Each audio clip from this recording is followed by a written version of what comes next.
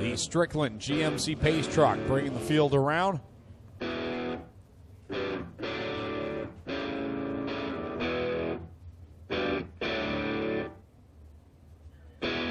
And the heat races were wild, Tommy. This feature and the next one. I would expect to see the intensity pick up a little bit more, and it's hard to believe it can, but it probably will.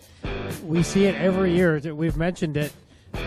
This race doesn't pay much, only $500 to win these Twin 15s, but it's the guaranteed starting spot for tomorrow night's $12,000 to win feature that everybody's going after. But the other thing is, when you're racing against all these best of the best drivers, I think it just comes out of them. They can't help themselves. They have to race. That if they're out there, they want to be racing each other and gaining as much experience as they can racing around these other cars. So even though not much other than bragging rights and a little bit of money on the line tonight, these guys are still going to go out there and give it 100%. And then tomorrow night, it'll be even more so.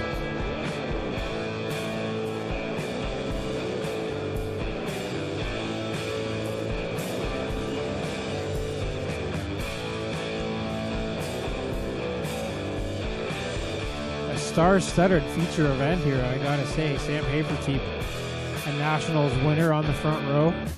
Ryan Susie's winner down the Merrittville Speedway last Saturday night, the Southern Ontario Sprints. Alex Hill won on opening night here, and of course Brian Howland, the winner of the Canadian Sprintcar Nationals 2 years ago. Kyle McKenzie with the double greens in hand. We're ready to get it on. 15 laps. Twin 15. Number 1 comes to the green flag. Haferteep sets a slow pace and then gets on the hammer out of corner 4, but Susie's with a better start there, and Susie's takes the lead in corner 2. Yeah, he launched right through that middle lane and grabbed the lead. Going into corner number 3, it's Haferteep in second. Here comes Alex Hill around the top. Wow, big move by Alex Hill around her teammate for the weekend, Sam Haferteep, and now she's going to try to do the same thing to Susie's. Wow, with a guaranteed spot on the line. Alex Hill working that outside line to perfection. Can she get by Susie's at the line? No, Susie's leads the lap. Two very equal grooves here right now as Susie's works the middle. Hill to the outside and down the backstretch. They're still side by side. Going at it tooth and nail. They know what is on the line, and here comes Alex Hill on the thin line. She grabs the lead on the outside on lap number 3. So it's Alex Hill, your leader, over Ryan Susie, Sam Haferteep, and Brian Howland. Steve Poirier on the move in the 28 FM has picked off a couple of cars so far. 3 wide between Brown, Kruder, and Gulick as they almost come together out of corner 4. Some intense racing, yes, Tommy, back there for that 5th position. Whoa. Oh, Poirier and Gulick get together, and Poirier goes hard up and over in corner number 2. Gulick spinning, and now he will have to come to a stop as a red flag comes out for the fireball. Steve Poirier. Poirier and Gulick making contact, and Poirier getting the worst of it.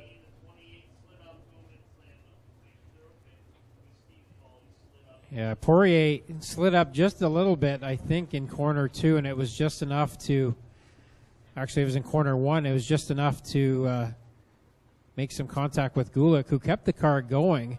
I don't Did know about how a he 720 there. I don't know how he kept it on its wheels, let alone running. Well, guys, Steve Poirier taking the gloves off here quietly and slowly, but he's moving around in the car, looks to be A-okay, removing the helmet.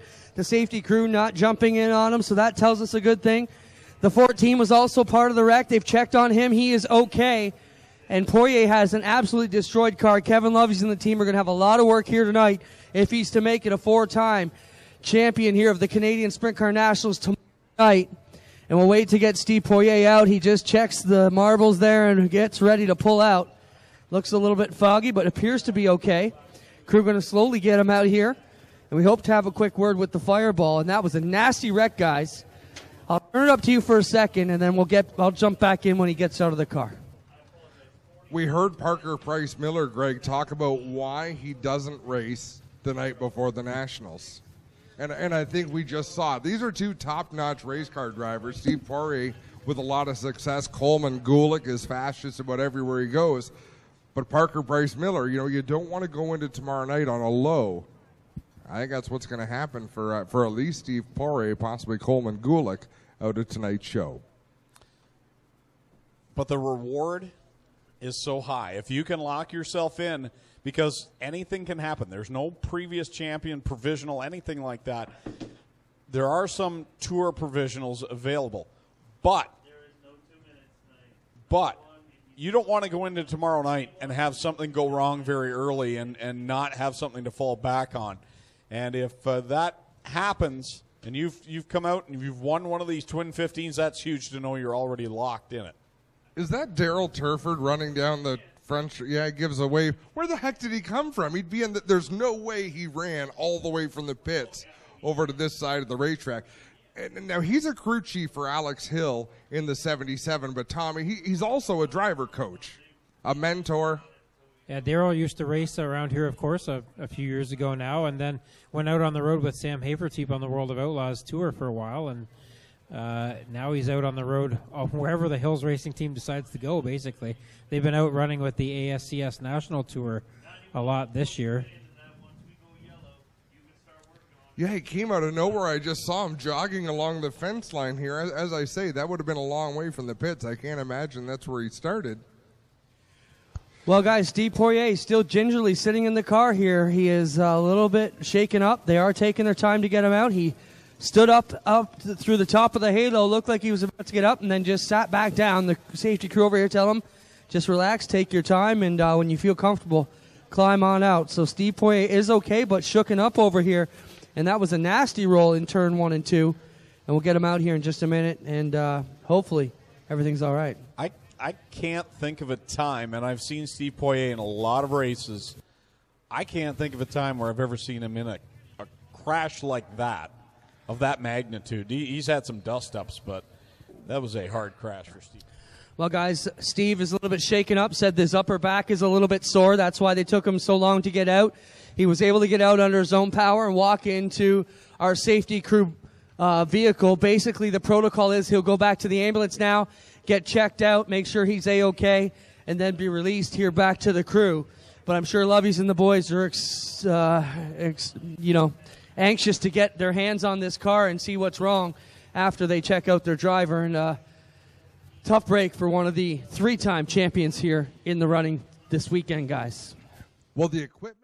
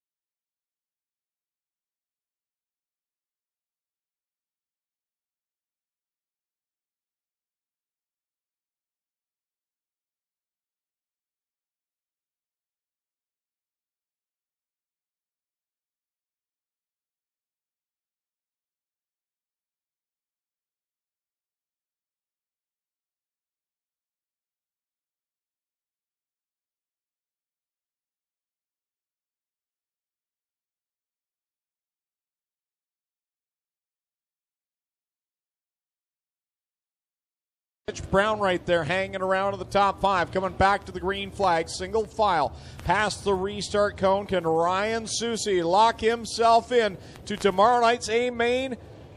11 laps to find out.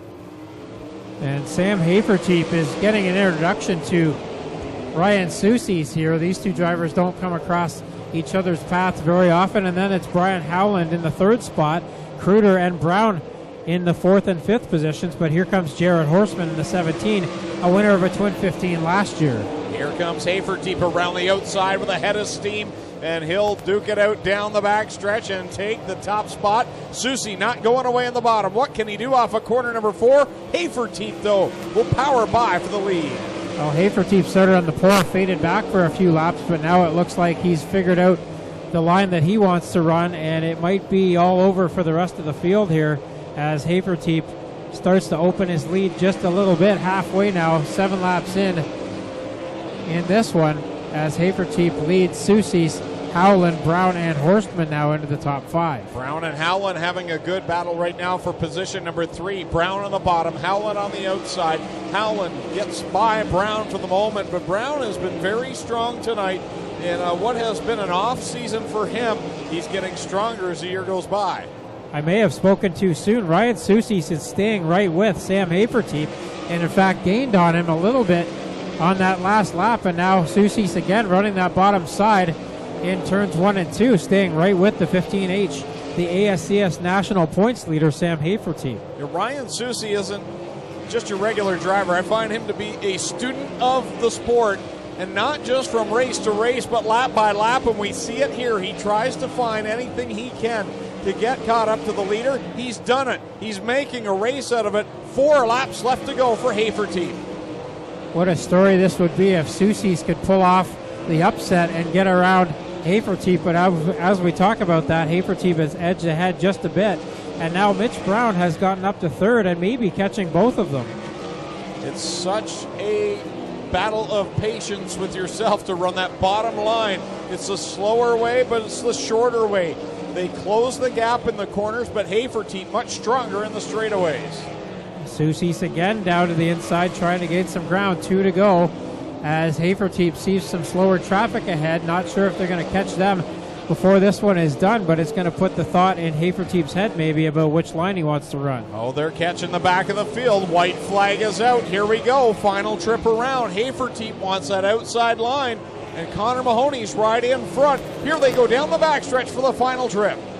Haferteep going to try to tiptoe through this final corner. Soucies dives it in down low. Who's it going to be out of corner for? It will be Haferteep. 2nd is Soucies. 3rd is a fast-closing Mitch Brown. Then it's Jared Horstman and Brian Howland rounding out the top 5. Matt Billings with a good showing there in the 6th position. Scott Kruder 7th, 8th Coleman Gulick, 9th Holly Porter, and Jan Bilodeau will complete the top 10 in the first of the Twin 15s. We'll go to victory lane at the conclusion of our second Twin 15. Well, guys, what a run for Ryan Soucies. You've mentioned, we talked about it earlier, out of 100 possible numbers that could be drawn for starting position, he drew number 100, absolutely dead last, and comes up to what could be considered a 3rd place overall. Pretty good, man. So victory lane will be held until the end of this next 15-lap feature event. So we'll draw the 50-50 at the end of the next feature event. As Sam Haferteep Jr. will wait down in Lucas Oil victory lane. One driver locked in to tomorrow night's A-Main for the 13th annual Aero Express Canadian Sprintcar Nationals. We are about to lock in one more driver.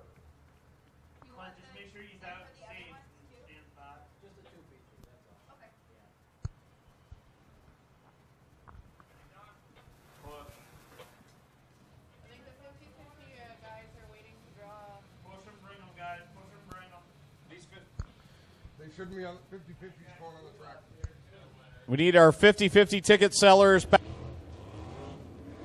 Well, gentlemen, in feature race number 1, we saw forward bite became a real commodity. Nobody was getting an awful lot of it. That sets up, to me, when a track lacks bite, you see a lot of slide jobs. And we saw nothing but slide jobs out of our front row earlier on with a tacky racetrack. So this should be something to watch. Do you think they're sick of seeing each other already, Adam? You know, I think it's a yes and no kind of thing, Clinton. When you feel like you're the best, and I'm sure that there's half a dozen drivers in this field who feel like they're the best, you want to be up against all the others that think they're the best. So, you know, on one hand, they got to be tired of each other. On the other hand, I'm sure that they love the challenge. Well, also, I've seen lots of these guys get out and shake hands after epic slide job battles. I mean, if you don't stay off, you don't get into one another, can stay off one another and keep it a good, clean race, man, it's exciting for them just like it is for us. Well, a good slide job is a great racing move. It's also a great opportunity for the car that got past to retaliate. The best way to overcome a slide job is with another slide job, Tommy. It definitely is, but that's just a vicious cycle because these guys will start racing each other, and then somebody's going to catch them and pass both of them, as we've seen earlier tonight in a heat race. So it's a double-edged sword when you're trying to race against one of these guys.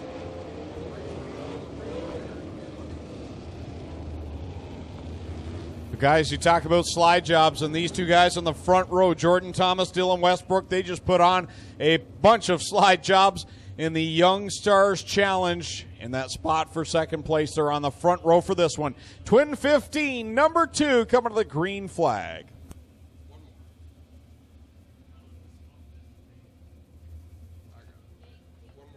Well, they'll do one more quick pace lap to dissipate some of the fireworks smoke here. Just want to mention, everybody, we do a live band just off over turn 1. So if you're camping tonight, come on out. We're going to have a party.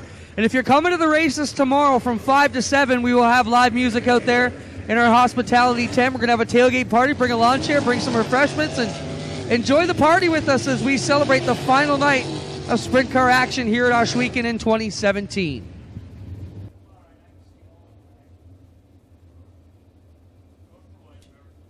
So they'll get the white flag this time by Jordan Thomas and Dylan Westbrook, the two youngsters on the front row. Dylan Westbrook, of course, the track champion here in 2017 for Ohsweken Speedway, and then Jordan Thomas, a top runner with the Patriot Sprint Tour and the United Racing Club down in New York and Pennsylvania. Dustin Daggett, of course, many times a Sprints on Dirt champion, now runs with the Great Lakes Super Sprints and the National Racing Alliance, and always a hard runner here, so keep an eye on that 85 car. Green flag set to come out at a turn number 4. Feature number 2 is underway. And Jordan Thomas tried to take a bit of a line away from Dylan Westbrook there on the start, and it worked for now as Thomas takes the lead and gets up to the top side. Westbrook, though, slides to the inside but can't make the move stick out of corner 4. No, Dylan Westbrook will definitely remember that start and how he ran out of racetracks. We got one off the track. I believe that's Donath in turn 1 and 2. Donath goes from 6th to about 12th there in the 53 car. This is not the kind of racetrack we saw all season long. So Dylan Westbrook, he excels being able to run the cushion at ludicrous speed. And tonight is a bit more of a finesse racetrack. There's still a bit of a cushion there, but we saw Ryan Susti show the bottom is a good way around as well. And now Westbrook tries it out down in turns 1 and 2 and cuts off Dustin Daggett in the process. And look at Carson Macedo. He's made up a bunch of positions, now fighting for third with Daggett close out of corner 4. Problem off of 2. We got a bit of a fire under the 22 machine of Sean Slider. Look at the fire crew immediately on the scene. They're going to get that rectified down on the infield track. Whoa, more close racing. Daggett just put a slider on Westbrook in corner 4. These guys are racing extremely hard for basically no money at the moment, but Daggett now is on the move trying to chase down Thomas in the 79. It just goes to show there does not have to be money on the line, but a little bit of pride. If someone's going to be the best at the end of this race, all the drivers want to be at the top of the heap. Look at that, the top 4 all still within half a straightaway down and through 3 and 4. Dustin Daggett has made every single Canadian Sprint Car Nationals feature that we've ever held here on Saturday night at the Nationals, and he wants to try to get a guaranteed spot for tomorrow night and get that number 13 squared away right now. He's got 7 more laps to do it this time by as Thomas gets the halfway signal. Halfway through this feature event, it is slippery racing out there as Dylan Westbrook looking to mount a challenge on Dustin Daggett for second. Carson Macedo started 12th. He's now running 4th, but he's kind of stalled there for the moment as Westbrook and Daggett go at it for the second spot. Westbrook kind of fell back there, but now he's got a run on the top side again. Daggett on the bottom, not necessarily where he likes to run, but he's trying to catch Jordan Thomas. And Dylan Westbrook is way up on the racetrack. I mean, down in 1 and 2, there was not a lot of clay left up there. Certainly not a lot of banking, but they're finding the edge and trying to race in it, but nothing is getting them any closer to Jordan Thomas. Carson Macedo snuck up on Dylan Westbrook and put a move on him, and now He's going after second on Daggett. Gets that one done, and Carson Macedo has gone from 12th to second now in the 3G. These last couple of laps, Macedo has really shown a great line around the racetrack, a different way to guide that car, and Jordan Thomas better watch out. Jordan Thomas does not know what's coming. He doesn't have a mirror, a spotter, or anything to warn him other than maybe the scoreboard if he's had time to look up there. And Macedo now really gaining on Thomas. He was 0.3 quicker last time by with 2 laps to go. 2 laps left. Macedo riding in the tire tracks of Thomas up front. A couple of slower cars ahead of the race leaders. This is going to be an exciting final lap. Thomas tiptoeing his way out of corner 4, trying to hold off Macedo. He might be able to hear him now. Thomas goes to the inside. Here comes Macedo to the outside. Macedo backed out of it a little bit. Not sure if he wants to surprise the leader. That's exactly what he's going to do down into 3 the final time. Checkers in the air. Macedo with the win. What a finish. Carson Macedo waits until turn 3, Tommy, of the final lap. Wow, that was impressive. Carson Macedo, the young driver from California, gets the win. Jordan Thomas finishes second. Dustin Daggett third. Dylan Westbrook fourth. Paul Kinney rounding out the top 5. Then Dave Franick, Jake Brown, Dylan Swiernick, Corey Turner rounding out the top 10. I don't know if I should be ashamed of this, but I did not know the name Carson Macedo before tonight. Well, he mainly races down in the U.S. He's races a lot of USAC shows, but he's been in this 3G car most of, part of this year as well, and he is definitely a top runner. He showed right there that he can get it done. But Carson Macedo in the 3G, that car, of course, has been to Victory Lane on Nationals Saturday night 3 times with Shane Stewart behind the wheel. So we'll see what Carson Macedo can do tomorrow night, but that's quite an illustrious Victory Lane we've got down there with Clinton Jeffrey. That was a heck of a night of racing, folks. Greg Callan, I think that might have been the first race this year you've been able to just be a race fan. And the Victory Lane here at Ohsweken Speedway. You're on the Lucas Oil pad. Pretty good when you start 12th. Yeah, I can't thank the 3G team enough. They made some really, really good adjustments there. We were really good at the end of practice yesterday and then struggled early in night tonight. So they made some really good changes. This thing was, a monkey could have drove it there. It was just really good. And, Joe Gertie Engines, top performance race parts, just everybody that puts, Slade shocks and everybody puts a really good car into me, and I had a lot of fun there. What do you think of the Speedway? Oh, awesome racetrack. This is one of the best. When it gets wide like that and you can run through the middle, top, bottom, the fans should be, grateful that they get to watch this kind of racing every weekend. This is just awesome. And, you fans, we couldn't do it without you. Thanks so much for coming out, and hopefully tomorrow's a good show. Thank you for coming. Good luck tomorrow. Thank you. We'll get over here and talk to our other twin winner as he gets in here with Miles Hill. Sam, what a run for you. How about a hand for Sam Hafer-Teep, ladies and gentlemen, all the way from Texas. Sam, lucky you're here. We got you across the border, had to smuggle you in, but what a run for you as you try and win another one here at the Nationals. Pretty good start to your night. You happy with how your car ran? We just missed it in the feature a little bit. Alex Hill had us all covered there. She just made a little mistake there on the restart. So, we got really good at the end of practice last night, and we're pretty good all night last night, and we're really good early tonight. We tried a few things in this feature to try to prepare us a little bit better for tomorrow, and we need to make a few changes to get better, but, we're close. Certainly a good start to your Nationals weekend. Sam Hafer-Teep Jr., ladies and gentlemen, Carson Macedo pick up the twin wins. We'll turn it up to Greg and Adam to take us home. Don't forget, if you're on your way out, the band's going to kick off shortly. Come early tomorrow. We'd love to have you celebrate Nationals weekend here with us in our tailgate party starting at 5 o'clock out there off turn 1. Greg, Adam, and Tommy, it's been an awesome night. Take us home, boys. Thanks, Clinton. Great job down in Lucas Oil Victory Lane tonight. Again, we want to thank Burger Barn for supporting tonight's Night Before the Nationals. Don't forget to check them out tomorrow if you're looking for a bite to eat, whether it be breakfast or lunch before you come to the races tomorrow. Stop by the Burger Barn and grab yourself a bite to eat.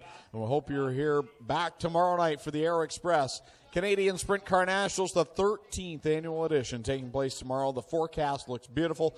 Bring a friend for what is going to be one of the best Nationals ever. It has been a great start here tonight of the Night Before the Nationals. So that will do it. We'll see you again tomorrow evening for the biggest event of the season here at the Big O. On behalf of the Stires family, all the staff, crew, officials that make the race night possible, and on behalf of my co-announcers, Clinton Jeffrey, Adam Ross, Tommy Gooch, my name's Greg Kellman, saying so long. We'll see you right back here tomorrow night.